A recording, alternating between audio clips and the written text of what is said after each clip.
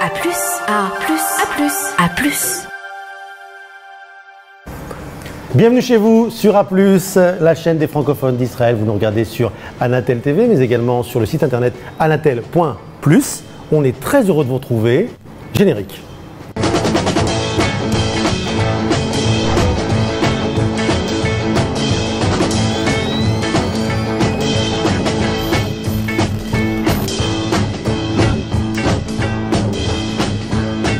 Nous sommes ensemble ici dans le studio de Ovlak à Yafo, ici pour 1 heure de divertissement, d'informations pratiques, de culture et tout ce qui va ce qu'il ne faudra pas manquer ici en Israël. Il y aura des invités nombreux, mais également nos amis chroniqueurs qui sont ici. Audrey Nataf, comment ça va? Mais très bien, bonjour. Mais Stéphane, vous avez changé de lunettes? Oui, alors c'est une longue histoire que je vous raconterai tout à l'heure. Vous allez nous parler de quoi, Audrey? Moi, je vais vous parler d'intuition. Ah, ça c'est bien ça. Docteur Lara. Oui, bonjour. Alors, vous allez nous parler de quoi? Bonjour. Instagram et Snapchat. Les dangers pour les enfants? Oui, ce qui interroge beaucoup les parents, pourquoi les enfants aiment tellement ça. Merci, on va voir ça tout à l'heure. Johanna Castel, comment ça va? Bonjour Stéphane, ça va bien? Et vous? Alors moi je vais vous parler d'une très belle association, Un cœur pour la paix. Ah oui, très connue et très bien. Merci beaucoup. Delphine Botbol, comment ça va? Très bien, merci. Comment vous revoir? Moi aussi, avec grand plaisir. Vous allez nous parler de quoi? Du régime de longévité. Vous voulez commencer? Avec plaisir. Alors on y va? Allez, c'est parti. Nutritionniste, voilà, vous allez nous donner donc les recettes du régime de longévité. Alors d'abord, qu'est-ce que c'est qu'un régime de longévité? En fait, l'alimentation, c'est le facteur de santé le plus important que l'on peut contrôler. Parce que par exemple, les gènes, on a du mal à les contrôler, on est avec, alors que l'alimentation, c'est toute notre vie. On peut faire des choses pour en fait améliorer sa qualité de vie et aussi sa longévité. C'est une stratégie alimentaire, c'est-à-dire qu'en fait, on va faire des choix d'aliments avec un rythme et avec, c'est nouveau, les diètes.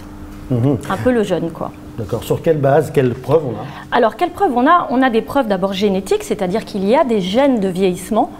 Quand on mange, par exemple, beaucoup de protéines, c'est prouvé, la protéine va activer le gène de vieillissement, un gène. Les sucres. Ah, donc ça c'est bien pour moi qui dit qu'il faut arrêter de manger autant de viande et tout. Alors, il y a de ça, c'est vrai, parce que c'est assez toxique, ça crée de l'urée. Mais surtout, les sucres aussi activent un autre gène qui a été localisé du vieillissement.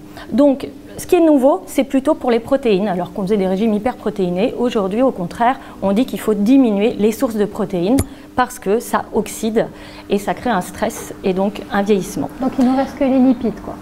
Alors, c'est vrai que les lipides, à part les saturés, voilà, il y a beaucoup de choses qui nous restent, on va le voir. C'est possible? Non, pas du tout. C'est bien tenté, mais non. Alors, il n'y a pas que ça, on ne se fonde pas que sur la génétique. Sur l'étude des centenaires, par exemple, c'est vrai qu'il y a des familles avec des générations de personnes qui vieillissent plus que d'autres. Exactement. En Sicile, en Crète, au Japon. Et il y a des points communs, on verra, entre ces centenaires. Donc, assez intéressant de voir. Et puis, on se base aussi sur la connaissance des aliments de plus en plus. Alors, en ce moment, les fruits à coque sont vraiment plébiscités, noisettes, amandes, noix, parce qu'elles vraiment protègent nos cellules. Et puis, à chaque fois, vous me posez la question, le café, est-ce qu'on peut prendre du café? Eh bien, le café, quand on en boit 3 à 4 tasses, mais ça ne vous concerne pas les hommes, ça diminue en fait, l'incidence du cancer du sein. Donc, le risque du cancer du sein est diminué quand on prend 3 à 4 tasses de café par jour. C'est énorme. Énorme. Autre chose aussi sur le cancer de la prostate, c'est le vin rouge. Un petit vin rouge tous les jours, un petit verre, voilà, de vin rouge, ça fait pas de mal. Voilà. Et puis. Bon, très bien. Alors, on fait comment? Alors, on fait comment? Déjà, ce qu'il faut savoir, c'est qu'en consultation, moi, je regarde de une semaine sur l'autre ou vraiment sur 15 jours, toutes les composants du corps changent quand on fait un bon régime et qu'on change son alimentation. Alors, ça peut être la masse de gras, la masse musculaire, mais ça peut être la masse osseuse quand on rajoute du calcium. On voit la masse osseuse monter. Par exemple aussi, avant l'été et après l'été, quand il y a plus de vitamine D avec le soleil, la masse osseuse monte. Donc, je dirais qu'on le voit, on le trace nous-mêmes en tant que nutritionnistes, surtout quand on a une machine à impédance. Ah ouais, j'ai testé sa machine, c'est assez impitoyable. L'hydratation, c'était très intéressant de savoir combien voilà, hydrater. C'est une machine que j'utilise à la base beaucoup pour les athlètes parce que c'est segmental, donc on voit tout précisément. Donc c'est très rare cette machine, je crois qu'on la trouve pas beaucoup. On la trouve dans les hôpitaux en fait. Ouais, voilà. Et chez Delphine Botbol. Voilà, mais bon, mais c'est vrai que ça me permet, notamment avec les adolescents ou les personnes qui veulent me dire ah j'ai beaucoup bu alors qu'elles n'ont pas bu, bu, j'ai pas mangé de sucre alors qu'elles ont mangé du sucre. Je trace tout avec la machine et j'arrive un petit peu à voir l'impact de l'alimentation. Alors les périodes de jeûne, par exemple, c'est bien? Alors, le jeûne, déjà, tout le monde ne peut pas le faire. Hein. Mais je dirais que oui, en pratique, c'est un peu ça qu'on demande dans ce régime de longévité. C'est-à-dire que c'est le régime méditerranéen, pour être honnête, si vraiment je l'ai bien regardé, avec les légumes, les légumineuses, l'huile d'olive, tout ça. Mais on diminue les quantités de protéines. Et on fait des diètes. Alors, c'est quoi ces diètes? Eh bien, pendant 5 jours, on fait une restriction calorique. C'est-à-dire qu'en fait, on va manger 1100 calories le premier jour et 800 calories pendant les 4 jours. Et on a des résultats vraiment probants. Sur 100 patients qui l'ont fait, 3 mois de suite, 5 jours de diète comme ça, eh bien, on a 3,6 kg en moins de graisse abdominale. On a le plus mauvais, le plus difficile à perdre. Mais voilà, et ben c'est vrai que là, il faudrait de la volonté pour ça. J'ai rien perdu. J'ai fait qui plonge. Oui, mais c'est un cercle vertueux parce qu'en fait la volonté, elle est aussi cachée, hein, n'est-ce pas, Delphine, par rapport à tout ce qu'on mange. C'est-à-dire que plus on va manger des choses sucrées, plus on va avoir un appel de sucre. Et en jeûnant, on peut constater qu'il y a quand même une sensation qui se rééquilibre.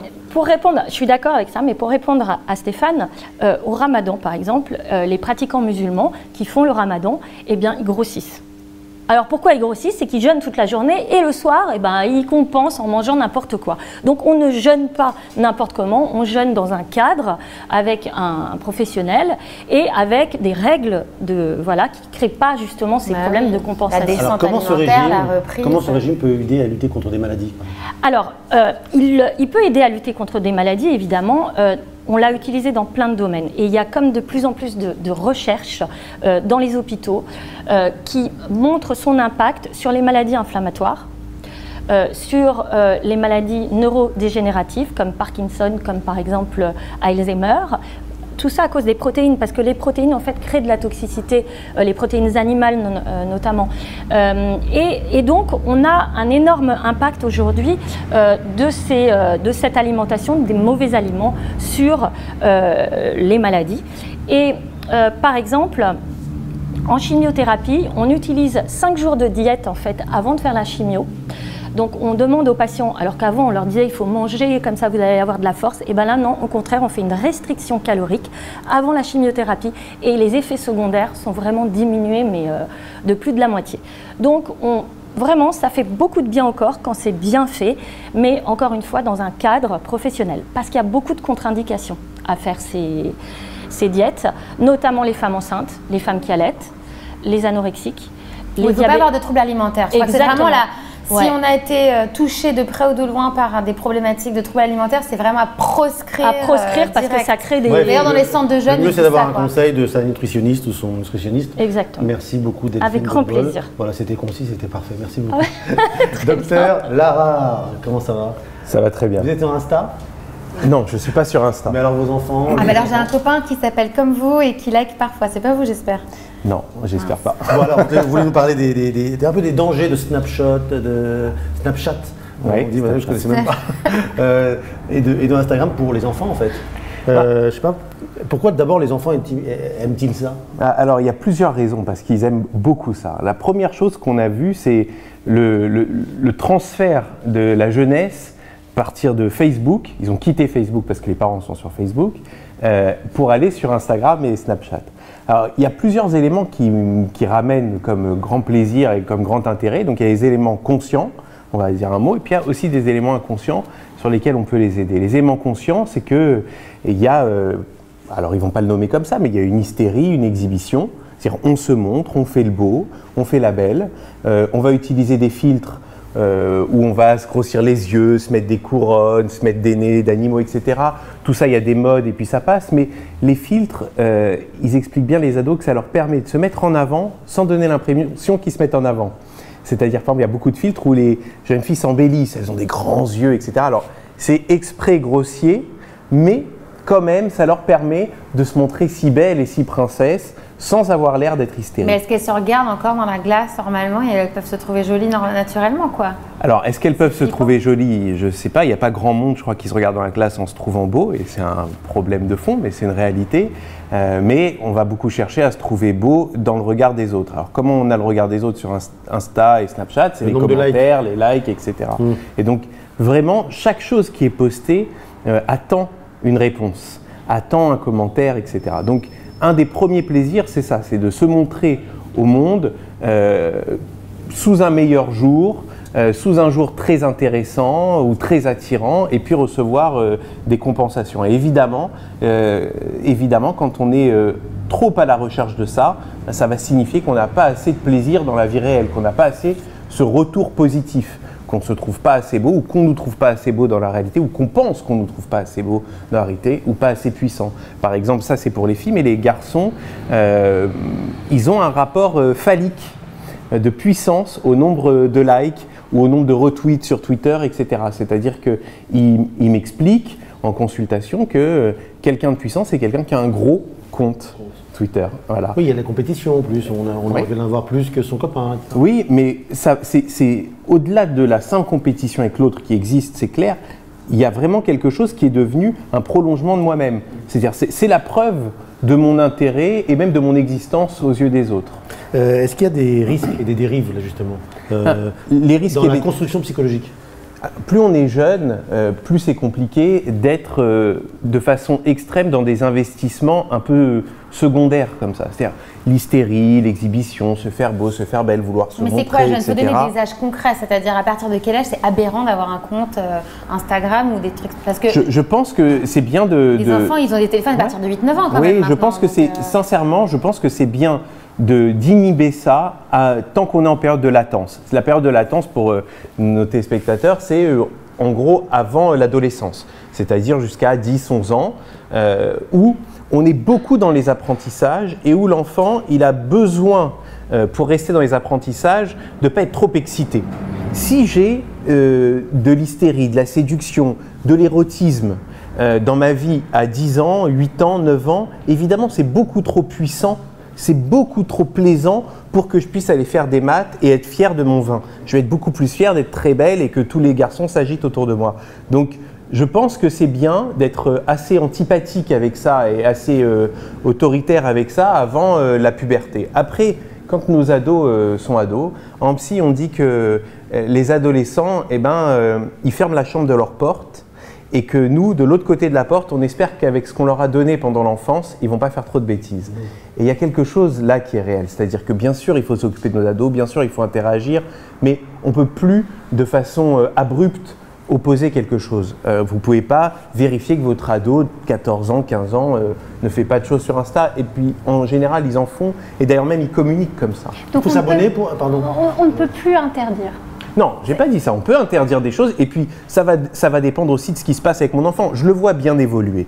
Je le vois dans une belle vie sociale, plutôt bien réussir scolairement. J'ai l'impression qu'il est épanoui, donc je lui laisse un certain crédit. Je le vois passer sa journée dessus, chuter scolairement, être dans des préoccupations corporelles permanentes, etc. Alors oui, je vais y aller m'en mêler et forcément, il va y avoir un moment des étincelles.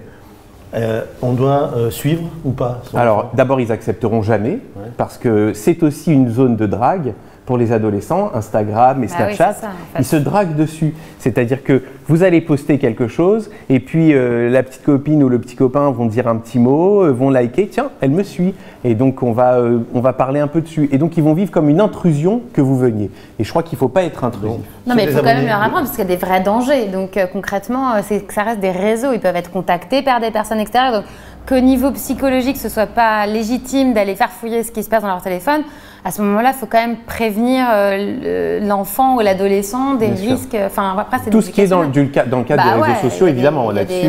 Bon, ça, c'est la base, effectivement. C'est la base, voilà. Bien s'assurer que derrière, ça, c'est safe. Il y a un élément qui est intéressant, que me disent les jeunes en consultation et qui les fascine beaucoup, c'est que toutes les stars sont sur Insta, sur Snapchat, et qu'on fait un commentaire sur la photo. Quand vous commentez un Facebook officiel, vous êtes dans les comments et il faut cliquer. Évidemment, ils ont l'idée sur Insta que la star peut le lire. Et il y a une proximité qui les excite beaucoup. Ils ont l'impression que cette star va pouvoir interagir avec eux. Et d'ailleurs, les stars jouent ce jeu parce qu'ils recommandent parfois certaines choses. Donc, ils créent comme ça une excitation d'une grande proximité. Effectivement, de réponse d'une grande proximité. Ouais. Merci beaucoup, docteur Michael Larare, pédopsychiatre ici en Israël. Merci beaucoup. Avec plaisir. Johanna Castel, c'est à vous. Alors, chaque semaine, votre mission, c'est de mettre en lumière des initiatives israéliennes qui améliorent la planète et le quotidien de ses habitants. Et aujourd'hui, vous nous parlez d'une association qu'on connaît tous, exemplaire, Un cœur pour la paix. Oui,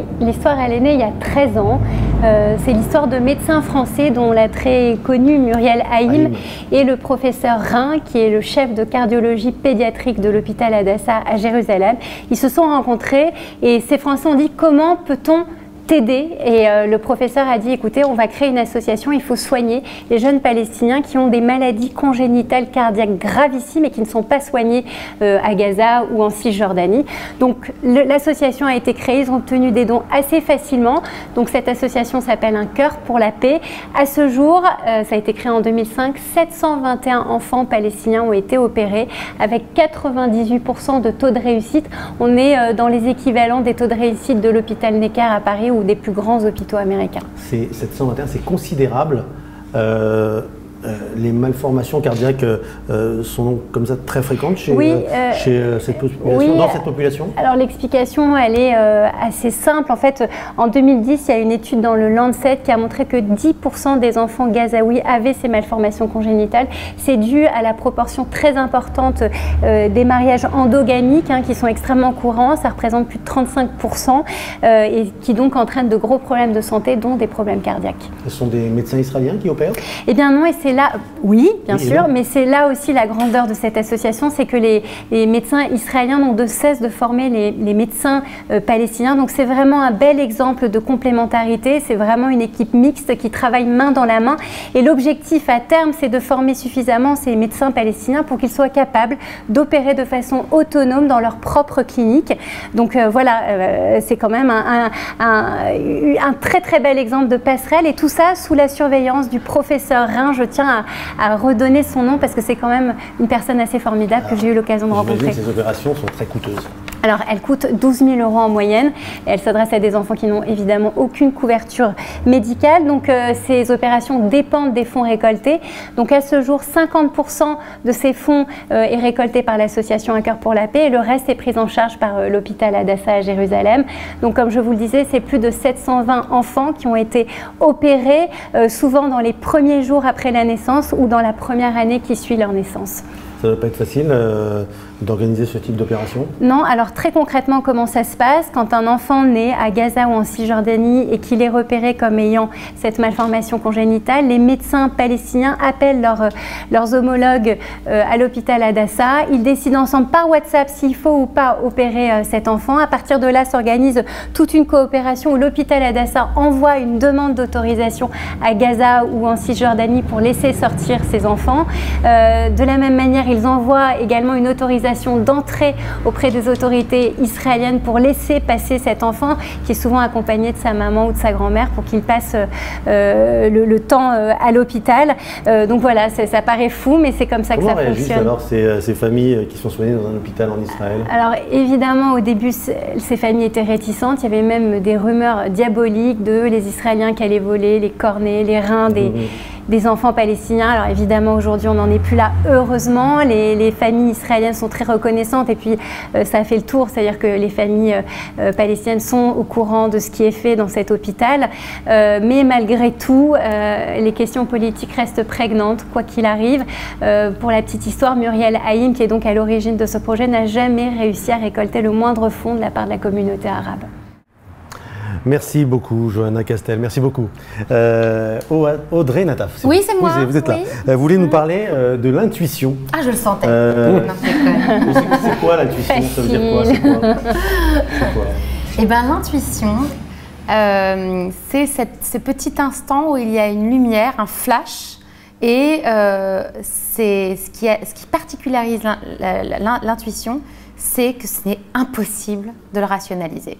Et là, c'est le bordel, parce que là, nous, quand on ne peut pas rationaliser, on est vraiment embêté. Voilà ce que c'est que l'intuition. Et l'intuition, on en a tous. Alors, oui, tout le monde a ça. On en a tous. On en a tous, on peut tous en avoir. On dit et ça se toujours les cultive femmes ont en plus fait. d'intuition que les hommes, c'est faux ça. Les trucs d'intuition féminine, ouais, je pense pas. Peut-être on s'écoute peut-être un peu plus. On écoute peut-être un peu mieux, on est un peu plus peut-être. Parce que c'est effectivement là où effectivement il peut y avoir un lien, et c'est ce que j'allais dire ensuite, c'est que l'intuition c'est aussi très lié avec le monde des émotions, le monde intérieur, la capacité à aller questionner et aller voir ce qu'il y a à l'intérieur de soi. Mais il y a des vrais risques, c'est-à-dire qu'il ne faut pas confondre intuition et projection. Et par exemple, l'intuition va venir comme ça à un moment où on ne l'attend pas. Ça n'est jamais le fruit d'une réflexion et de déduction de il se passe ça et ça. Jamais. Mais ça sert à quoi ça sert à quoi? À prendre les bonnes décisions. Parce que si à un moment donné, on a une information claire qui vient de l'intérieur et qui est bonne pour nous, même si elle est difficile à rationaliser, elle mérite d'être entendue. Souvent, quand on a une intuition, il y a deux options. Soit on l'écrabouille en 2 secondes en disant non, je rationalise pas, je la fous dehors. Soit je fonce dedans tête baissée parce que de toute façon je peux pas rationaliser, je préfère pas voir les dégâts qu'il va y avoir, j'y vais dedans et là ça risque de... Alors ça vaut le coup d'apprendre à les repérer, d'apprendre à les cultiver et du coup en faire quelque chose, voir comment dans le temps on peut devenir un peu plus partenaire de ça. Ça dépend de sa personnalité. Pardon, Johanna. Non, pardon, j'ai vraiment une question que je veux poser. Alors, on va la poser. Juste, ça dépend de sa personnalité d'abord. Ça veut dire ça dépend de la personnalité. Vous nous avez fait un truc sur l'énéagramme déjà un jour.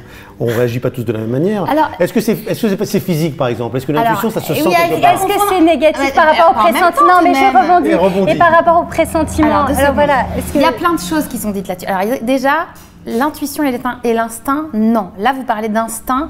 Et quand on parle d'instinct, on est plus dans le domaine des peurs, de fuite et des choses comme ça. Alors, en général, quand je parle d'intuition, là, on va essayer de faire le tri avec toutes les émotions très négatives qui sont de l'ordre de la peur et de la colère qui pourraient nourrir une projection, justement. Donc, c'est pas trop ça. Et est-ce qu'effectivement, un des moyens qui permet de recevoir une intuition, parce qu'on en a tout le temps en fait, est-ce qu'on les chope ou pas? C'est ça la vraie question. Donc pour les choper, déjà il faut se la fermer, parce que si la ligne elle est occupée, quand ça vient, ça ne répond pas. Donc il faut déjà faire des silences. Il faut trouver des moments un peu où on va s'isoler. Alors il y a des bons moments aussi pour... souvent l'intuition, elle vient dans un état un peu de conscience modifiée. Alors si on médite, c'est génial, on va en avoir de plus en plus. Mais on peut aussi les avoir avant de se coucher. Et quand on se réveille le matin, on va prêter un peu plus attention à ces petits moments, ces petites pensées qui vont faire un petit pop-up. Et au début, ça va vraiment chuchoter. Et puis après, ça va devenir de plus en plus clair. Et quand on arrive dans notre vie à faire la différence entre les pensées et justement et les pressentiments et les trucs comme ça qu'on peut sentir, les projections, les trucs d'instinct et les moments d'intuition, c'est précieux parce qu'on est porté par un flot qui nous amène vers des décisions qui sont super claires avec lesquelles on est raccord et on va surtout se sentir légitime de dire non, je ne sais pas encore pourquoi mais je ne vais pas pouvoir te dire oui. Moi ça par exemple ça m'arrivait tout le temps avec les calendriers. On me prenait rendez-vous pour un truc, je ne pouvais pas expliquer pourquoi, je ne sentais pas que cette date allait se faire, il n'y avait pas de raison rationnelle, j'étais libre, j'avais envie de le faire mais je savais que ça n'allait pas se faire et à chaque fois que j'ai cette intuition-là, ça tombe dedans. Alors, il y a aussi les intuitions. Est-ce qu'on provoque pas aussi sa réalité? Non, alors, oui, alors on peut... je rebondis sur une ancienne chronique. Hein. Il y a des... J'écoute, je les revois en boucle sur A+. Ouais, on n'a pas le choix. Non, mais... Oui, alors effectivement, l'intuition, c'est un terrain qui est génial à explorer pour être vraiment confiant dans nos prises de décision. Et peut-être qu'au début, il faut apprendre un petit peu à se faire accompagner et ça s'apprend. Il y a des outils et il y a des outils pour ça. Ça peut être avec des cartes, ça peut être avec des tests à l'aveugle. Mais en tout cas, c'est important d'en prendre conscience et de pouvoir avoir confiance en ça parce que ça peut être un vrai élément pour avancer. Merci beaucoup Audrey Nataf. Est-ce que vous auriez une intuition sur le championnat d'Europe Paris, c'est bon? Mais non, mais là on est en train de miser. C'est J'ai l'intuition. quoi votre intuition là-dessus? Mais parce que je crois que l'intuition, elle vient de l'inconscient. Et donc en fait, on pourrait zoomer dessus et on pourrait trouver des raisons. Et on pourrait, à mon sens évidemment de psychanalyse, rationaliser. Oui, mais le rationaliser, mais avec une finesse qui fait qu'on l'a pas toujours en nous, comme un rêve. Quand vous faites un rêve, ça vient bien de votre tête. Pourtant, vous dormez, vous ne le faites pas exprès. Et il y a un rêve avec tout un sens. Alors, moi je mets de côté tout le mystique, mais ce rêve, on peut l'interpréter, c'est-à-dire essayer de comprendre pourquoi est-ce qu'on a eu besoin de penser à ces choses-là. Okay, alors si vous me demandez mon intuition pour le foot, évidemment j'espère qu'on va gagner, mais comme j'ai de façon inconsciente marqué qu'on a souvent été très déçus et perdus, j'ai de mauvaises intuitions. Sauf qu'on a Mbappé. Non, mais ça, c'est pas la même chose. Sauf qu'on a Mbappé maintenant, donc tout va s'arranger. Compris. On va lancer la pub. On va se retrouver dans un instant avec nos invités et notamment l'artiste Michel Platnik dans un instant, juste après la pub. À tout de suite. A plus, A plus, A plus, A plus, publicité. Anatel, bonjour. Bonjour madame, excusez-moi, c'est quoi exactement la recette des beignets parce que là... Ok. Alors, il va vous falloir 500 g de farine. Anatel, éternellement à votre écoute. C'est ça, notre recette. Anatel, téléphonie fixe, mobile, télévision, internet et solutions professionnelles. Requiem pour Johnny, la véritable histoire de Johnny Hallyday. 6 interprètes sur scène. Un spectacle live, musical et cinématographique. Ce spectacle retrace chronologiquement la vie et la carrière de Johnny Hallyday. 3 invités d'honneur. Nono Krief du groupe Trust, guitariste de Johnny pendant 9 ans. Maya Abraham, la voix d'Idan Rachel.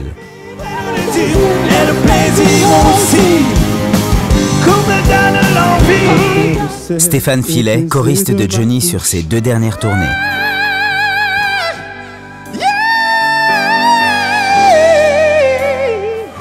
« 20 titres en live, choisis parmi ses plus grands tubes, et 11 musiciens sur scène.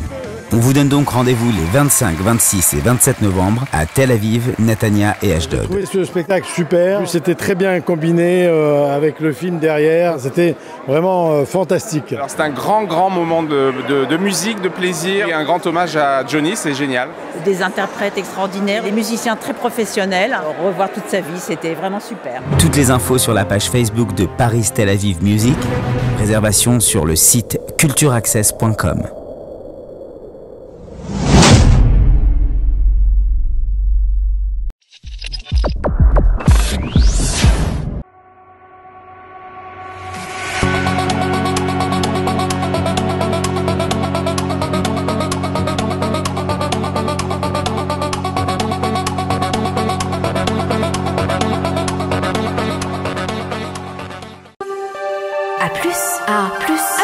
A plus, publicité.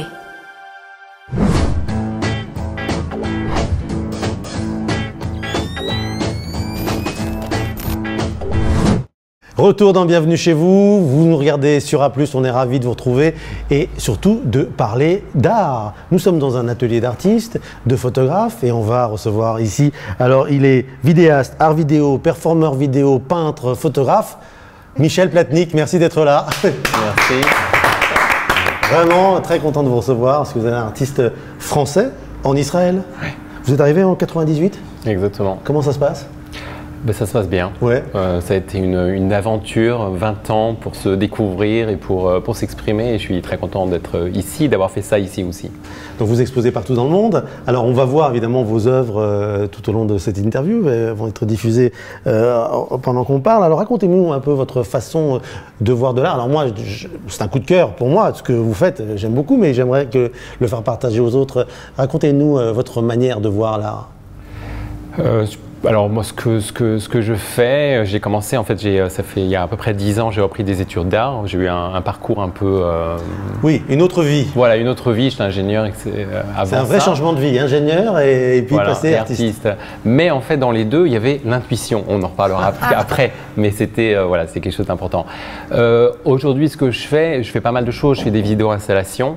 Donc, c'est-à-dire, je vais mettre des objets, je vais projeter de la vidéo dessus, par exemple. Ou sinon, une des choses que je fais, je peins aussi, par exemple, sur les gens. Je vais créer un espace. En fait, je travaille un peu entre le cinéma et l'art plastique. C'est-à-dire que j'utilise des moyens cinématographiques, mais dans le domaine de l'art plastique. Et donc je vais peindre sur des personnes, je vais sur vous-même d'ailleurs aussi. Sur moi aussi, souvent, ouais, ou sur moi souvent, voilà. Je fais un peu du. C'est efficace, c'est bien. Voilà, oui, c'est sur moi, mais sur d'autres personnes aussi. C'est vrai. Et je vais créer des décors qui seront aussi peints, et ensuite je vais le photographier par exemple et le filmer. Donc j'ai recréé comme ça des travaux d'autres artistes que je fais revivre, par exemple. Exemple, Bacon. Par exemple, voilà. Ça, c'était il y a une aventure, il y a 5 ans, 4 ans. J'ai travaillé pendant 3 ans sur Francis Bacon et j'ai recréé ces environnements impossibles puisque lui fait un trait comme ça et puis moi, ça devient une réalité. Donc ça a été un challenge qui était très intéressant. C'est assez impressionnant. Il y a une galerie à Tel Aviv où il y en a sur Shabazi, non? C'est ça? Oui, voilà. Et quand on passe, on voit et effectivement, il y a un peu de vidéo, donc tout à coup, on voit l'œuvre bouger. C'est hyper impressionnant. C'est assez...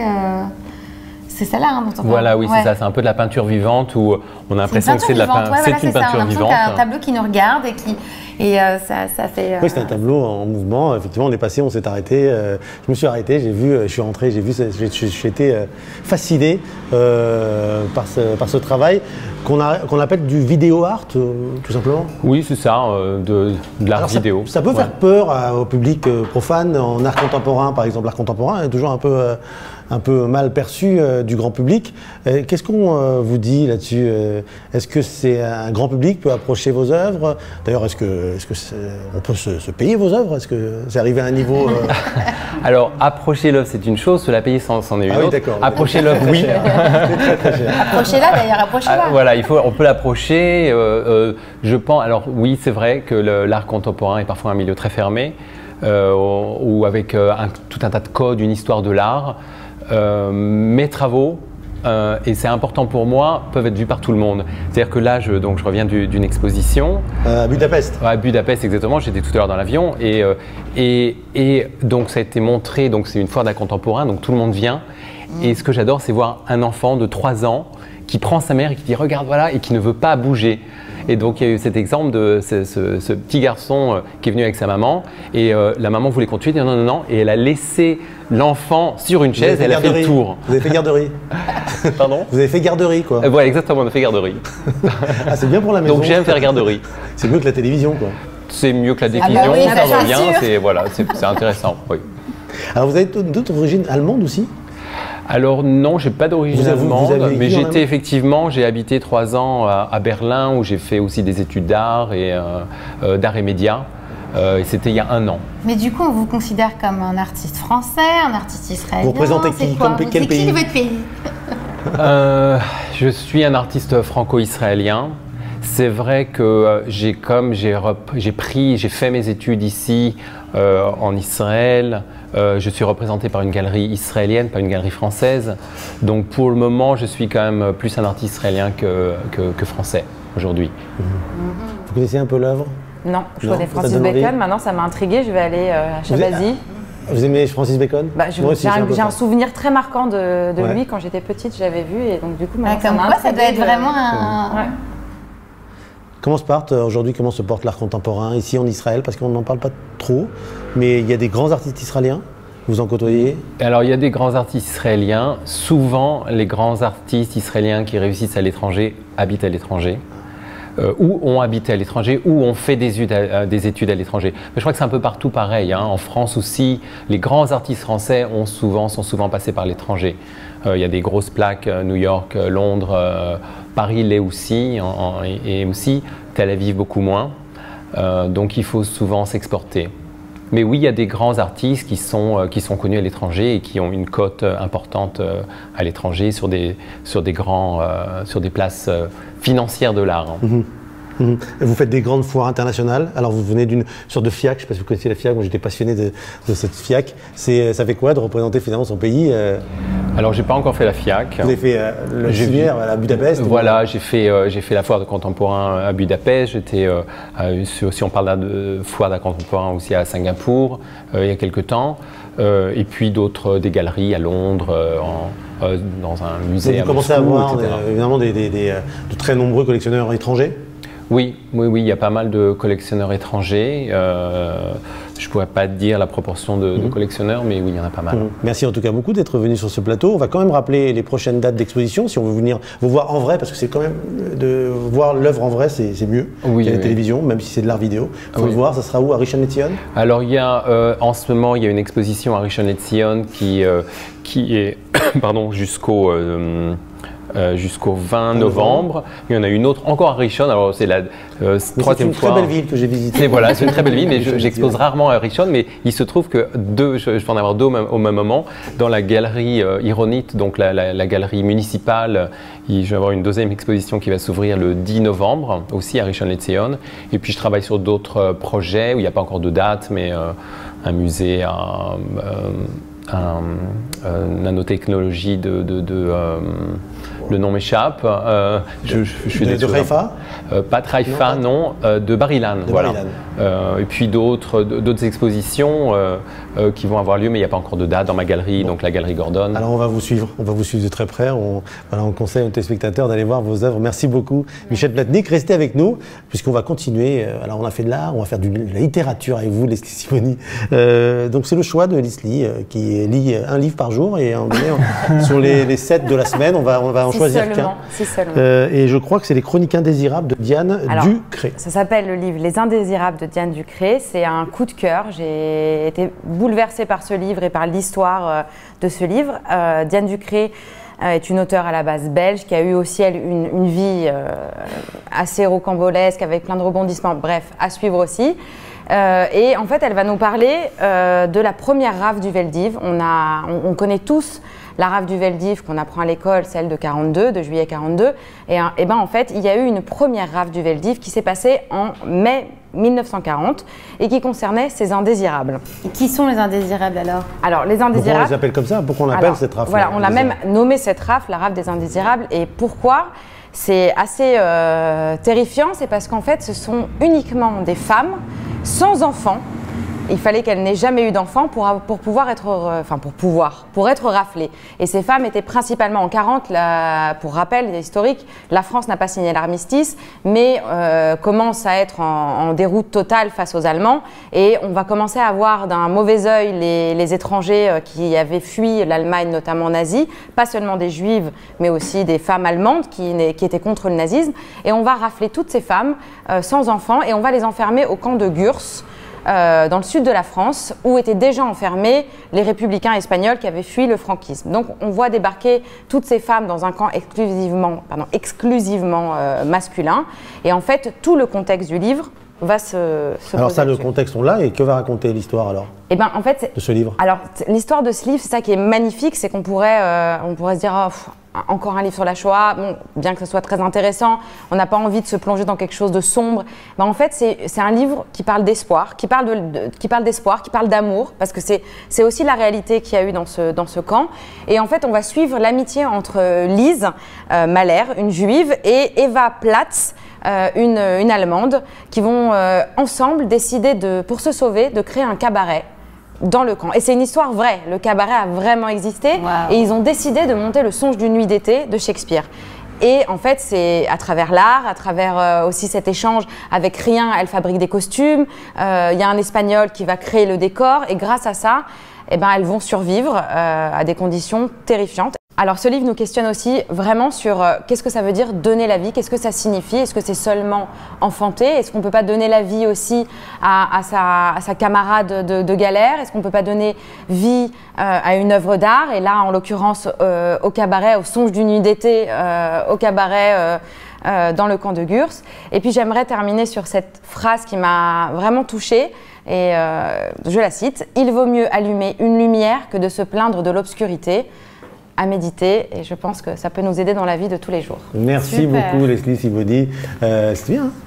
Ça donne envie. Ouais. Montrez-nous la couverture. Alors, voilà. Les Indésirables, Diane Ducré. Merci beaucoup. On vous laisse à vos lectures prochaines. Et on continue cette page culturelle ici dans Bienvenue chez vous avec Nalini. Bonsoir. Vous avez vu un film que j'ai vu et que j'ai adoré sur Netflix. Oui, j'ai vu un film que vous êtes certainement pas mal à avoir vu déjà. Il est disponible depuis le 14 septembre sur Netflix. C'est L'Ange du Mossad. Et je vous propose de voir tout de suite la bande-annonce. Allez, regarde.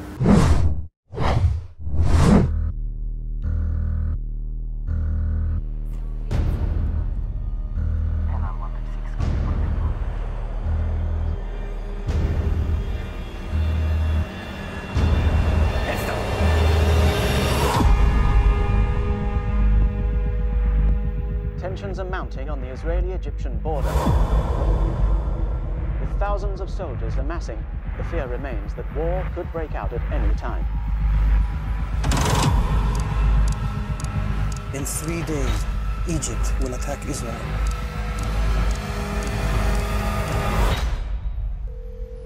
Israeli Embassy, how may I direct your call? Israeli ambassador, please. I have information of interest to the Israeli intelligence services. I want to watch every move he makes. Find out whose side he's on. The son of the great Nasser, working for the Israelis? If you do something big, you have to do something bigger. Why are you helping Israel? Because millions of innocent people will die on both sides, that's why. You can't lie to me. I'm trying to save our family. From now on, you're known as the Angel. I like it.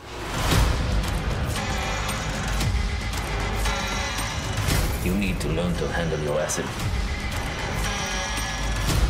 You want to save Israel? You want to save the lives of your soldiers?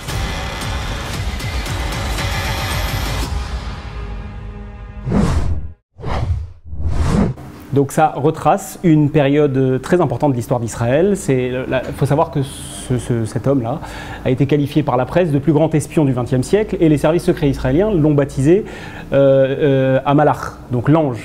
C'est vraiment pour montrer que pour un service secret, c'est quelqu'un qui tombe du ciel. C'est assez exceptionnel. Ce Ashraf Marwan, rien ne le prédestinait à espionner pour Israël. Parce qu'il est issu d'une famille assez noble égyptienne, il est diplômé en chimie. Il a épousé la fille de Nasser. Il a épousé, voilà, le gendre de Nasser. Exactement, il a épousé la fille de Nasser. Finalement, un peu irrité par le peu de considération que lui accorde son beau-père, qui l'a cantonné dans des tâches un peu subalternes. Il a un problème d'ego associé à des problèmes financiers. Il va contacter les Israéliens et leur proposer d'espionner pour leur compte. Voilà. Donc, comment vous l'avez trouvé ? Moi j'ai trouvé que c'était un film assez prenant. Bon, il n'est pas parfait, il y a quelques lenteurs, quelques problèmes. C'était fait pour Netflix ou pour le cinéma ? Mais c'est un film prenant. Non, c'est un film qui a été fait pour Netflix. Ouais, pour Netflix, avec un casting assez inconnu mais plutôt solide, sérieux. On a un grand acteur israélien qui joue le rôle d'Anwar al-Sadat, qui est Sasson Gabay, que vous connaissez tous. Et puis aussi un des agents du Mossad qui joue dans plein de séries israéliennes. J'ai oublié son nom. Mais... Moi aussi, j'ai pas son nom en tête. Hier. C'est bien, elle a préparé. Elle est corporate, hein ? Ouais. Il faut lire son livre maintenant. Oh là là, c'est la concurrence. C'est pour toi. Pas de problème, avec plaisir. Et donc voilà, bon, après le personnage est un peu angélisé, je dirais. C'est-à-dire, je pense que c'est un personnage qui était un peu plus complexe, qui avait des motivations qui n'étaient pas totalement bonnes, quoi. Mais globalement, ce qu'il faut retenir de cette histoire, et ce que je trouve assez magnifique, c'est que c'est quand même quelqu'un qui, par son intervention, a permis à Israël et à l'Égypte également d'épargner beaucoup de vies humaines pendant la guerre de Kippour, puisqu'il a donné carrément cette information de l'attaque. Ce qui n'a pas empêché quand même d'avoir beaucoup de morts. Bien sûr, évidemment. Mais cette information était cruciale. Et bon, donc le film est plutôt bien fait. Le réalisateur israélien a de plus en plus de succès d'ailleurs, ce Ariel Vroman. Il est producteur du prochain Rambo. Voilà, donc à suivre. Un réalisateur à suivre. Voilà, très bien. Ça donne envie d'en savoir plus. Autre film israélien, c'est intéressant qu'on parle des films israéliens ici. Alors là, cette fois-ci, oui, c'est un film israélien. Holy Air. Holy Air, avec exactement. Laetitia Iddo. Voilà. Oh là là. Audrey m'a chaudement recommandé. Mais oui, c'est Dr Chirine de Foda, Laetitia Iddo. J'ai fait un rendez-vous avec elle qui est passé sur notre chaîne. Et c'est bon, bah voilà, c'est. Donc c'est une bonne actrice. Alors c'est une super actrice. Elle le montre encore dans ce film-là. Et puis le cinéma israélien, pour ça, je trouve qu'il est impitoyable parce qu'il est tellement réaliste, tellement. Il y a des vraies durées, des vrais moments longs, et il y en a pas mal dans ce film-là, donc ça pardonne pas, quoi. Si t'as pas un jeu qui est complet, qui est tout le temps interrompu, et ben ça se paye. Et elle est excellente. Là, effectivement, les scènes sont assez longues. C'est ça. Il y a un vrai jeu d'acteur. Je l'ai vu aussi, c'est assez long. Alors, il faut pas se décourager. Alors justement, le début surtout est peut-être un peu long. Alors justement, il ne faut pas se décourager. Je raconte l'histoire rapidement. C'est un couple d'Arabes israéliens. C'est l'originalité du sujet aussi, c'est que c'est un film arabe-israélien, un couple d'Arabes israéliens de Nazareth. La femme tombe enceinte, ça panique un peu le monsieur, on va dire, qui est un genre de galérien israélien professionnel, c'est-à-dire qui passe d'une idée farfelue à une autre, qui peine un peu à trouver sa place d'un point de vue professionnel. Et puis, donc on va voir ce couple évoluer, et puis ce type-là va avoir une idée un peu saugrenue qui va faire basculer le film dans sa deuxième partie dans quelque chose d'assez loufoque. Voilà. Et je trouve qu'effectivement, au début, ça prend bien son temps, la présentation des personnages, c'est des plans fixes, c'est des longs plans. Et puis après, on rentre dans quelque chose d'un peu plus burlesque et assez amusant. Oui, parce qu'en fait, concrètement, ce qu'ils vont faire, c'est qu'ils vont vendre l'air. Exactement. En disant que l'air est sain. Exactement. Ce gars-là va surfer sur le business de la religion à Nazareth. Et il va monter sur le mont du Saint... j'ai oublié le nom, je l'ai noté, mais j'ai oublié. Sur un mont sacré de Nazareth. C'est honteux de l'avoir oublié. Du précipice. Voilà, exactement. Ah, je m'en souviens. Ouais. Ah, Et il va capturer de l'air et vendre ses fioles. Donc c'est vraiment burlesque. Et puis le film, moi ce que j'ai apprécié dans ce film-là, c'est que pour une fois, on ne va pas traiter une énième fois du rapport israélo-palestinien, les Arabes d'un côté, les Juifs de l'autre. On est dans quelque chose d'autre, d'un peu plus léger, voilà, d'un peu plus quotidien. On parle de paternité, on parle de sexualité, d'émancipation féminine, on parle même d'embouteillage et de klaxons. Voilà, donc c'est vraiment le quotidien des Israéliens. Donc c'est à voir. Franchement, c'est à voir. Et je crois que là-dessus, Laetitia, elle a quand même été hyper performante au niveau de l'arabe et de l'accent. Elle a bossé comme une dingue. Elle nous avait déjà impressionné sur... Non, parce que là, elle avait le droit d'avoir un accent français puisqu'elle était franco-palestinienne. Alors que là, non. Alors bon, personnellement, je ne pourrais pas l'entendre si c'est moi directement, mais je crois qu'elle a vraiment bossé mais comme une dingue. Donc et qu'elle est... Ça sort quand? C'est sorti le 4 octobre. Le 4 octobre 2018 au cinéma. Et ça a fait d'ailleurs les festivals, Tribeca. Merci beaucoup, Yohann Halimi. C'était intéressant. On va regarder ça. On va aller au cinéma. Ah, j'entends une petite sonnerie. Attendez, quittez pas. J'ai mon iPhone qui est là. Pardon, je suis désolé. Voilà, on va voir. Qui c'est qui nous appelle? Allô? Ah, pardon, c'est là. Bonsoir, Stéphane. Bonsoir. Vous êtes? Bonsoir. Ah, c'est Olivier. Olivier Gage. Olivier Gage vous appelle. Bon, j'ai pas besoin de ça. Pour dire que j'arrive bientôt. Merci, Olivier. Alors, je rends le petit appareil, voilà, pour la blague, parce qu'on va faire un peu d'humour. Alors oui, c'est pas à nous de faire, c'est vous, c'est votre métier. Olivier Gage, comment allez-vous? Magnifique. Alors, vous allez vous super, produire sur scène, ici en Israël, le samedi 3 novembre à Tel Aviv, le 5 novembre à Jérusalem. Deux dates. Je crois que c'est Alain Séraph qui vous produit ici. Et vous allez redonner le sourire, c'est bien ça? Bah, c'est l'objectif, puisque j'essaye de redonner le sourire tous les mercredis soirs à Paris, pour le public parisien. Mais là, mon objectif sera encore plus fort de donner le sourire aux Israéliens. Voilà, d'habitude, je viens vous rendre visite pour aller à la plage. Là, je viens vous rendre visite pour vous redonner le sourire. Je trouve que l'objectif est sympathique. Bon, alors évidemment, là, il y a la petite blague que ceux qui vous connaissent, évidemment, comprennent. C'est vous étiez dentiste. Non, je suis toujours dentiste. Je suis toujours en activité. Vous êtes toujours dentiste? Ah oui. D'accord, donc vous jonglez entre la scène, le spectacle et votre cabinet. Exact. C'est un grand amalgame. C'est un amalgame, d'accord. Entre deux, trois gouttes à ça pourrait faire un excellent jeu de mots. C'est un amalgame de toutes ces activités-là. Et voilà, je m'en porte plutôt bien, ça se passe bien. Voilà, et puis de temps en temps, je prends des vacances et puis j'abandonne la dentisterie le temps d'une semaine à 10 jours pour venir jouer auprès de vous. Eh ben, c'est gentil de venir. On va venir vous voir. Mais alors, racontez-nous le spectacle. Ah bah le spectacle, il faut que je raconte le spectacle. C'est mon deuxième. Oui, pas du début à la fin. Juste, dites-nous voilà, de quoi s'agit-il?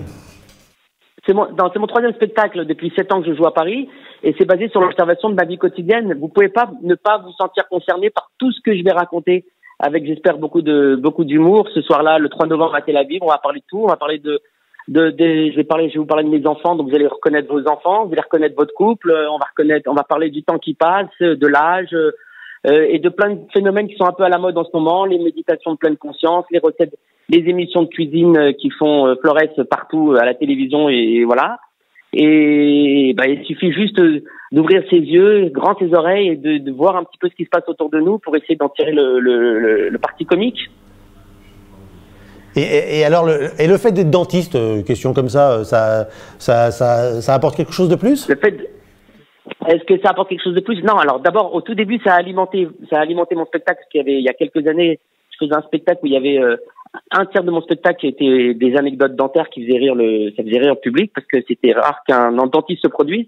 Bon, aujourd'hui, ces anecdotes dentaires sont ont disparu du spectacle, mais en revanche, qu'est-ce que ça apporte de plus, si ce n'est que c'est mon premier public. C'est-à-dire qu'en fait, Stéphane, les gens viennent pour se faire soigner les dents et moi, je leur teste mes blagues. À mes patients les plus intimes, à ceux que je connais le mieux, je teste les blagues. Alors, je sais pas si c'est quelque chose de, je sais pas si c'est un plus, mais ce qui est certain, c'est que c'est sympa d'avoir un public comme ça à portée de main chaque jour sur lesquels on peut tester ces nouvelles blagues. Vous testez les blagues quand vous leur ouvrez la bouche? Je sais pas vous. En même temps, s'ils rigolent pas, ils peuvent avoir un peu la true, quoi. Quand j'ai besoin d'une grande séance de soins, elle est encore plus grande la séance, mais dans le dernier quart d'heure, c'est pour leur tester les blagues. Enfin, pas sur tous, hein, pas sur tous. Mais qu'est-ce que ça apporte? Ça apporte, voilà, c'est déjà un bel atout. C'est déjà un bon atout. Vous allez faire un peu de, vous avez prévu quelque chose pour les Israéliens en particulier? Ceux qui vivent ici? Je travaille dessus, là, en ce moment. Je travaille sur ça. Je suis en ce moment sur Paris, comme j'ai beaucoup de spectacles. Donc je me concentre sur mes derniers spectacles que je donne à Paris, et puis il y a des représentations privées. Et puis à partir du 24 octobre, j'aurai l'esprit libre, je pourrai me concentrer et peaufiner les derniers ajouts qui parleront exclusivement au public francophone israélien. Je me fais un plaisir de rencontrer ces soirs-là. Merci beaucoup Olivier Gage. Donc on rappelle le 3 novembre à Tel Aviv, le 5 novembre à Jérusalem et Culture Access pour avoir les places. Merci. Exact, ouais, je crois Culture Access, numéro de téléphone. Merci à vous Stéphane. Merci beaucoup Olivier d'être passé. Au revoir. Salut à vous. Merci. Au revoir, ciao. Au revoir. Alors, il y a un autre jeune comédien de One Man Show qui va, lui, revenir aussi en Israël très bientôt. Il a voulu nous envoyer un petit message. On va l'écouter directement. Écoutons. On est à Paris, on est en décembre, je meurs de froid. Heureusement, bientôt je serai à Jérusalem, à Netanya, à Tel Aviv pour jouer. Hein, et je vais même passer sur Anatel. Oui, chez Stéphane Calvo, sur A+. Vous connaissez pas A+? Vous connaissez pas Stéphane Calvo? Mais vous êtes fous. Bon, alors écoutez, quand je vous verrai ou à Netanya, ou à Tel Aviv, ou à Jérusalem, je vous expliquerai. À très vite. Je vous embrasse. Mais j'ai froid. Hein. J'ai très très très froid. Bah oui, vous avez reconnu Michel Boujna quand même. Michel Boujna, le grand Michel Boujna revient en Israël. C'est mon idole. Il joue en décembre. Ses sketchs par cœur à l'âge de 5 ans. C'est sympa ce qu'il a fait comme petit. Très sympa. C'est rigolo.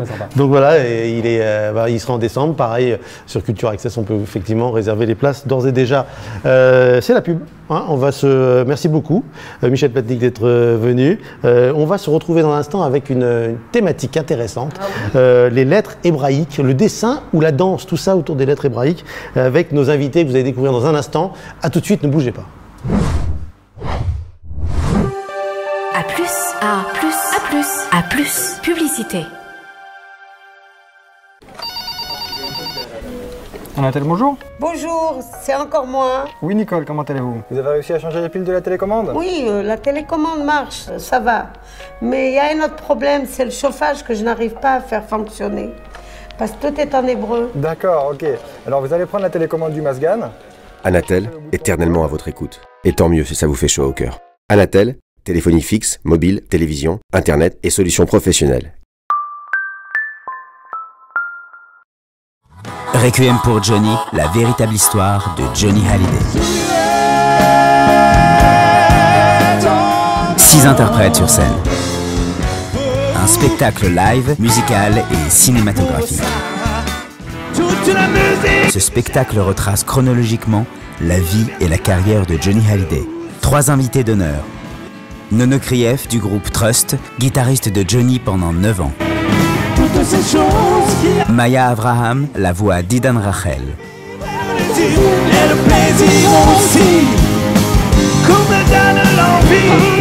Stéphane Filet, choriste de Johnny sur ses 2 dernières tournées.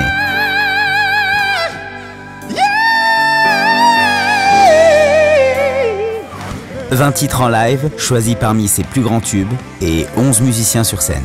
On vous donne donc rendez-vous les 25, 26 et 27 novembre à Tel Aviv, Netanya et Ashdod. J'ai trouvé ce spectacle super, c'était très bien combiné avec le film derrière, c'était vraiment fantastique. C'est un grand moment de musique, de plaisir et un grand hommage à Johnny, c'est génial. Des interprètes extraordinaires, des musiciens très professionnels. Revoir toute sa vie, c'était vraiment super. Toutes les infos sur la page Facebook de Paris Tel Aviv Music. Réservation sur le site cultureaccess.com.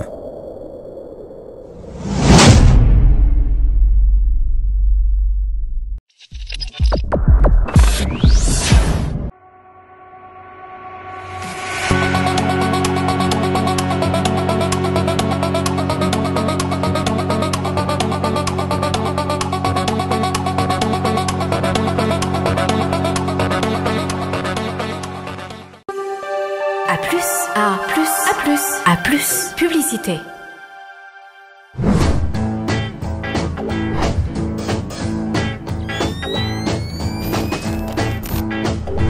De retour dans Bienvenue chez vous. Je suis ravi de recevoir sur ce plateau autant d'amoureux de la lettre hébraïque qui ont une connaissance, un amour. C'est Tina Bozzi.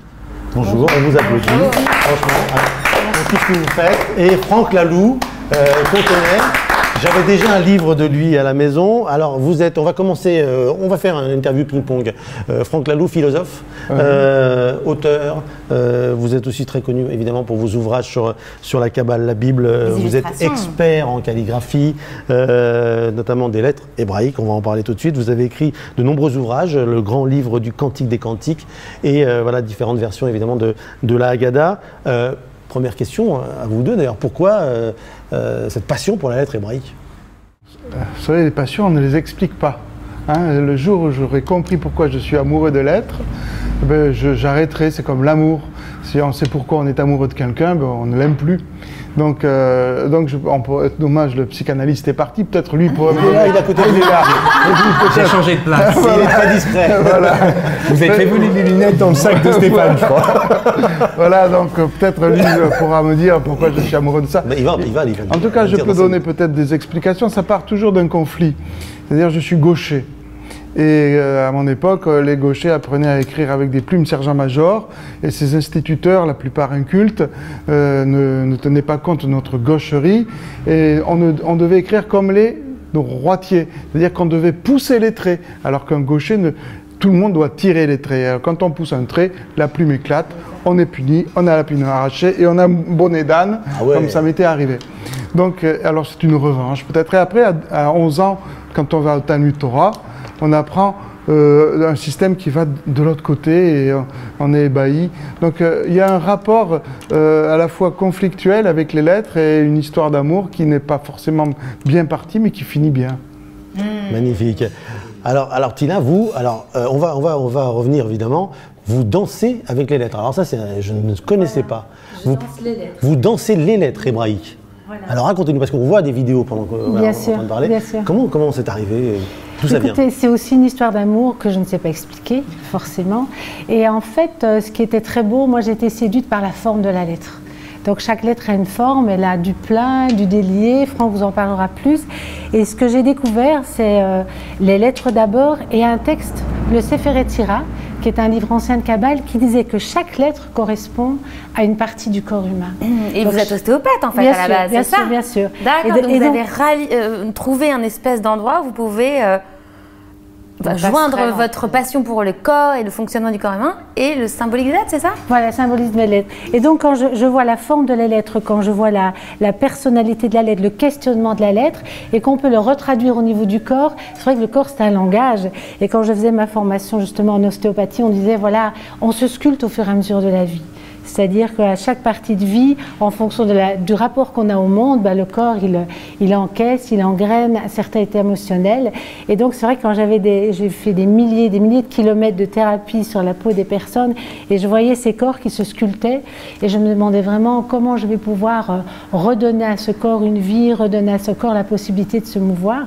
J'ai travaillé aussi en soins intensifs. Et là, quand j'ai découvert qu'il y avait une gestuelle que je pouvais créer à partir de la forme symbolique de la lettre, et que cette lettre était porteuse d'un message, d'un questionnement, j'ai commencé à travailler comme ça sur chaque lettre, comme une lettre qui correspond par exemple à la vésicule biliaire. Vous ne connaissez votre vésicule biliaire quand elle vous fait mal. Voilà. Récemment. Moi, je ne sais même pas où elle est. Voilà, vous ne savez même pas où elle est, cette vésicule. On parle d'une pratique thérapeutique, en fait. Une pratique vraiment thérapeutique et énergétique. C'est-à-dire qu'en travaillant sur une intention, déjà on se calme, on réfléchit, on respire et on va dessiner à travers le corps la chorégraphie qui correspond à la partie énergétique du corps qui est en rapport avec la lettre hébraïque. Vous avez créé ça? J'ai créé ça il y a une dizaine d'années. Et alors, qui sont les participants? Les participants, donc moi j'ai d'abord créé des danses autour des lettres hébraïques il y a 16-17 ans. Et puis j'ai rencontré Franck il y a 14 ans parce que je voulais les calligraphier. Donc ça, voilà, maintenant c'est mon mari. Donc vous avez commencé à faire déjà des danses sur les lettres hébraïques et après seulement vous êtes rencontrés? Sûr, bien sûr. Ah, interesting. Je pense que c'est les lettres hébraïques qui ont organisé la rencontre. Incroyable. Voilà. Et du coup, on a créé une école à Paris. Et donc on crée... Ça s'appelle la TEIMA. Voilà, la TEIMA. Qu'est-ce que ça veut dire exactement pour nous le dire à tous? Harmonie. C'est ça. Donc il y a une partie philosophique, et ça je tiens vraiment à le préciser, où les étudiants étudient la Kabbale, comprennent un peu en quoi la Kabbale peut être vraiment une source d'inspiration. Et ensuite on met en mouvement, on met en corps cette philosophie. C'est comme du yoga? C'est une forme de tai chi en mouvement, donc c'est le même principe de toutes ces disciplines, c'est-à-dire vous permettre de trouver un symbole qui correspond vraiment à un questionnement et que vous pouvez répéter. Alors les bénéfices de la pratique, c'est quoi? Alors le bénéfice de la pratique, c'est surtout réharmoniser le corps, trouver... Bon, c'est vrai que j'ai travaillé beaucoup avec les enroulements, les déroulements, les étirements, les allongements, et donc ça vous permet, vous, de séparer votre pratique en 22 étapes. Et chaque étape correspond à une partie du corps humain. 22 lettres. Donc ça veut dire qu'effectivement, en fonction de notre manière d'être, nos métiers, etc., on va plus utiliser certaines parties du corps que d'autres. Et donc ça permet, à travers 22 gestuels, de ne pas vous poser la question de je devrais utiliser telle partie du corps ou telle autre partie du corps, je vais travailler sur mes intestins, sur ma rate. Non, en travaillant ces 22 chorégraphies, vous redonnez, vous réénergétisez toutes ces parties du corps et vous re-questionnez le corps. Alors, à travers je tiens la mémoire. quand même à dire que des pratiques de yoga, de méditation, de tai chi, de qigong, j'en ai fait. Et j'ai aussi fait de la teima en Suisse. C'est vrai. On ne se connaissait pas à cette époque. Voilà, je ne savais pas qui vous étiez, mais en tout cas, je me suis retrouvée comme ça une journée entière à danser des lettres hébraïques. Ben, c'est impressionnant. J'ai senti vraiment être traversée par de l'énergie. Ça m'a vitalisée. Ça amène de grandes clartés après. C'est vrai que c'était puissant et je pense qu'effectivement, entre le mouvement, tout ce qu'il y a dans le corps et la force symbolique des lettres, on doit toucher quand même à quelque chose d'assez incroyable. J'aimerais revenir à Franck Laloux. La force des lettres, elle est capable, c'est tellement profond, j'imagine, on a parlé aussi avec le Rav Yoel Ben-Aouch qui est kabbaliste aussi. Oui, on se connaît. Vous connaissez? Oui. Mais qu'est-ce que ça nous amène, la lettre? C'est une partie de nous? On est formé de ça? De toute façon, je calligraphie moi depuis l'âge de 7-8 ans. Hein. J'ai toujours calligraphié. Et je suis passé par les latines, bien sûr. Beaucoup le grec aussi, parce que je parle grec. Et je suis venu aux lettres hébraïques plus tard, parce qu'elles étaient sacrées. Donc il y avait quelque chose, don't touch it. Donc, et c'est donc sur le tard. Bon, j'avais 28 ans, quoi. Hein. Et puis, ces lettres-là, donc peu à peu, j'ai abandonné les lettres latines et le grec, j'y reviens que rarement, parce que quand je calligraphie une lettre, je fais un aleph, je vous ferai un aleph tout à l'heure. Faire une lettre, c'est une méditation. Et je rentre, j'attends quelque part la lettre, j'attends que la lettre arrive. Donc ça veut dire ce sont les millions de lettres que j'ai faites avant moi qui sont là, qui se disputent au portillon pour pouvoir exister à travers l'encre et le papier. Mais faire une lettre, c'est un trait, un geste, un souffle. C'est-à-dire que chaque trait doit être vécu comme s'il était le premier et l'unique. Et il y a une entrée en matière, il y a le souffle qui doit être ici, il y a la concentration. Ah oui, c'est un exercice spirituel, tout à fait. C'est pas scribe, quoi. C'est pas scribe, quoi. Non, le scribe, lui, il le fait bien sûr petit, mais moi je peux. J'ai fait lorsque j'ai fait le happening chez Israël Abou, qui est du Château, je travaille avec des plumes énormes comme ça, et c'est tout le corps qui travaille, et je suis tellement concentré que j'en perds des fois presque l'équilibre, parce que ça demande une énergie terrible. Et alors, quand j'ai fini une lettre, il y a quelque chose qui me revient. Quoi, quelque chose? Je sais pas. Il y a une force, une information, et je ne veux pas, surtout pas, de trouver d'adéquation. Je ne veux pas faire un système. Et genre, vous faites ça et vous aurez ça. Je déteste ça. Mais en revanche, c'est pour ça que c'est une histoire d'amour. Pourquoi je m'entête à faire des milliers, des millions de lettres s'il n'y a pas un retour quelque part. Bon, il y a une force graphique, c'est certes, et donc quand on fait un aleph, c'est pas la même énergie que lorsqu'on fait un beit, quand on fait un yod, il y a quelque chose qui revient d'autre, et je ne m'en lasse pas. Alors là aussi, c'est peut-être psychiatrique, mais je ne m'en lasse pas, c'est peut-être comme ça que je me soigne, peut-être je serais un serial killer si je faisais pas mes lettres, mais en tout cas, il est certain qu'il y a un retour de la lettre, et donc cette force de la lettre, je peux travailler 10 heures, 14 heures par jour. Je ne connais plus la fatigue. Parce qu'en fait, chaque lettre porte l'origine du monde, en fait. C'est ça qu'on dit. Après, oui, après, il y a toute la symbolique. C'est ça, la symbolique des lettres. Pour les kabbalistes, même pour le Talmud, hein, c'est pareil. Les lettres sont quelque part le médium qu'a utilisé le cela. Hein, j'aime pas trop employer le terme Dieu, toutes ces choses-là, mais le cela emploie les lettres pour créer le monde. Et elles sont aussi les intermédiaires entre les différentes séphirotes. Donc elles sont des canaux quelque part, elles sont des entre-deux, hein, ça aussi c'est plus hébraïque puisque l'hébreu c'est le passage, et je capte ces choses-là et j'espère à travers mon art, les expositions que je peux faire, les œuvres que je peux créer, rendre cette beauté, cette puissance et le mystère. Je ne veux pas donner d'explication, le mystère de la lettre hébraïque. Et on va voir du coup, concrètement comment vous allez en créer une. Voilà, si je ne trempe pas trop à cause de l'hypoglycémie. Oui, alors tout à l'heure, effectivement, on aura le droit à une véritable... vous allez nous en créer une. Oui, on peut se former en France, alors c'est ça? Bien sûr. Pour l'instant, on peut se former en France, mais il n'y a pas de cours encore en Israël. Non, mais on compte sur vous. On compte sur vous, bien sûr. Ouais. Il y a une école, oui, à Paris, dans le 6e arrondissement. Allez vite vous former à Paris, venez faire votre alia, et puis commencez à faire des ateliers. À Tel Aviv. Alors il y a un livre aussi, hein, vous êtes aussi écrivain. J'ai écrit beaucoup de livres. La fugue du kabbaliste. Ça c'est mon dernier roman. Oui. Et bon, parce que j'ai écrit une quarantaine de livres. Hein, donc sur le cantique chez Albin Michel, sur l'évangile de Thomas. J'ai fait pas mal de lectures juives à partir de textes chrétiens aussi. Et mon tout dernier livre, à part celui-ci qui vient de sortir cette semaine, c'est La fugue du kabbaliste. C'est un roman fantastique, un peu à la Dan Brown ou à la Echo, de 560 pages. Et on traverse le temps, les époques. Il y a 2 époques. Alors, est-ce qu'il a lu? Non. J'aurais pas su attendre à cause de la lire. Je ne lis pas un livre par jour comme l'a dit Stéphane. J'essaie. Mais c'est vrai que déjà raconter l'histoire. Et moi, j'ai une question rien qu'au pitch qui m'a interpellée. Donc, j'ai hâte de rentrer dans le livre prochainement. Mais peut-être nous raconter de quoi il parle déjà. Mais le pitch, donc il y a 2 périodes, 1727 et 2031.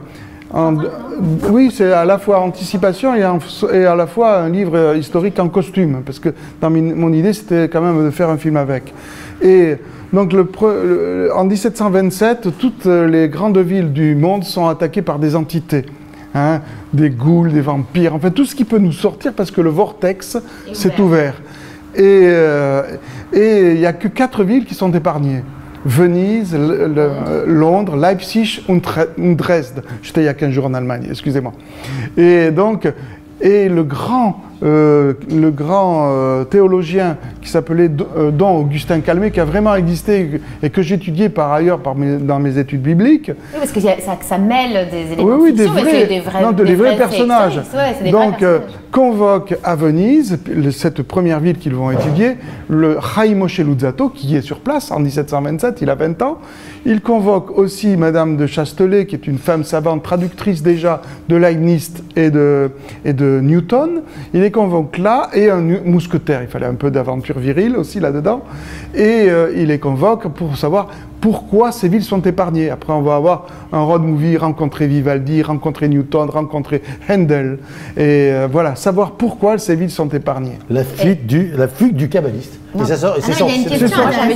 J'avais juste une question, c'est qu'on se base, enfin vous nous dites dans la 4e de couverture, en tout cas dans les détails du livre, que tout ce qui se passe jusqu'à nos jours est basé sur des faits réels, mais qu'on est en 2031, après la révolution culturelle islamique. La RCI, oui. Voilà, donc justement, on vous dit tous les artistes n'existent plus, il n'y a plus d'instruments, voilà, oui. Et moi, c'est ce cap qui m'interrogeait. Ah ben le fil conducteur, je ne peux pas te spoiler le livre, mais c'est quand même c'est la musique. Hein.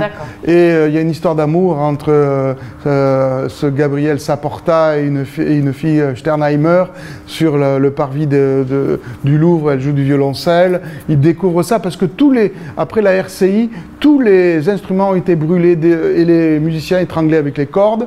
Et cette RCI a stoppé au bout de 15 ans et on est 2 ans après la RCI et quand les gens ressoufflent parce que l'islam s'est arrêté. Il n'y a plus d'islam à cause oui, ça est terminé. L'islamisme était terminé à cause d'une petite coccinelle et de la pavane pour une infant défunte de Ravel.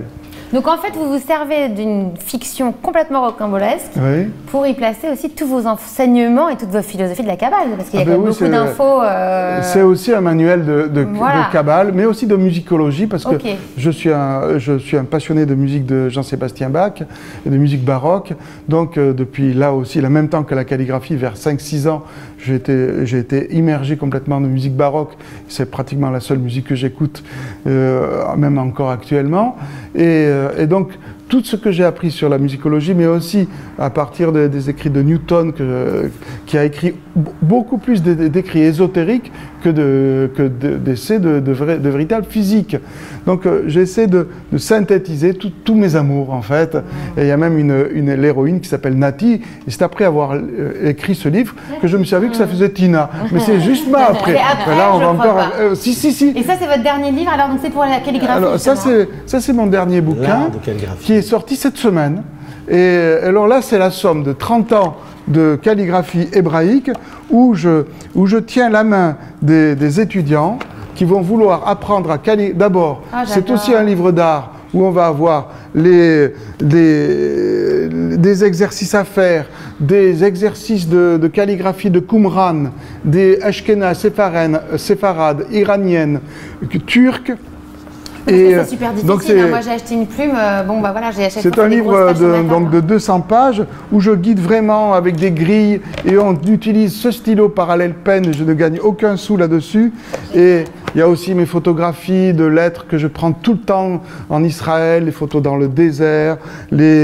Enfin voilà, c'est un peu mon testament. Hein, non, mais testament, c'est un témoignage en grec. On en attend encore 40. Voilà. Franck Laloux, je propose, vous l'avez gentiment proposé, d'écrire une lettre. Oui, mais je vais vous faire ça. On va vous suivre, alors on va demander... Oui, mais si j'arrive à me libérer de son câble, oui. Je vais à ma place. À Nathan, de vous suivre et avoir la chance de vous voir à l'œuvre. Là, je vais utiliser pour ça l'allographe. C'est un instrument de calligraphie que j'ai inventé et que j'utilise maintenant depuis 15 ans.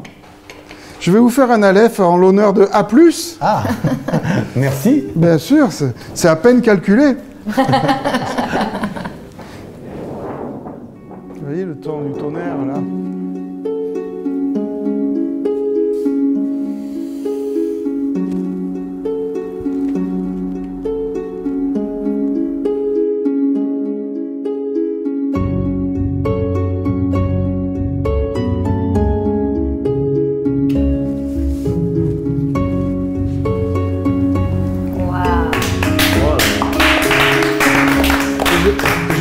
Quand même un A+. Ah oui. Un vrai A+. Voilà. Alors là, je prends la plume à l'horizontale et je vais faire un alpha grec, puisque Aleph, alpha, c'est la même origine.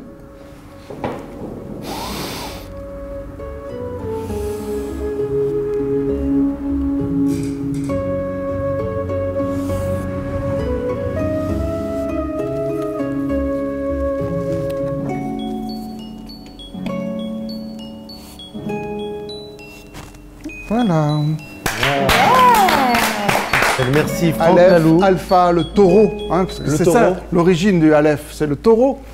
Et les Grecs, au 8 siècles avant Jean-Claude, ont pris le Aleph, le Alpha. Donc c'est la même origine. Voilà. On parle tous la même langue avec l'alphabet. Ici. Merci beaucoup. Franck Laloux, on vous applaudit pour ça. Merci. Merci beaucoup. Tina Baudy. Merci à vous. Merci encore. On a appris beaucoup de choses là ce soir. On est ravis. Merci Audrey Nataf, merci Leslie Sibony, merci beaucoup Docteur Lara. Ça va? Tout va bien? On se revoit la fois prochaine? Oui, avec plaisir. Alors je remercie toutes les équipes techniques évidemment, avec le réalisateur Joe Lévy qui est avec nous, Nathan Azoulay, toute l'équipe technique, Liron Chemouni de Anatel, mon partenaire David Sidbon à la direction artistique, vous évidemment qui nous regardez sur Anatel. On vous retrouve très très bientôt sur A+. Non, dans l'autre sens. Ah pardon, c'est comme ça. À très bientôt. Au revoir.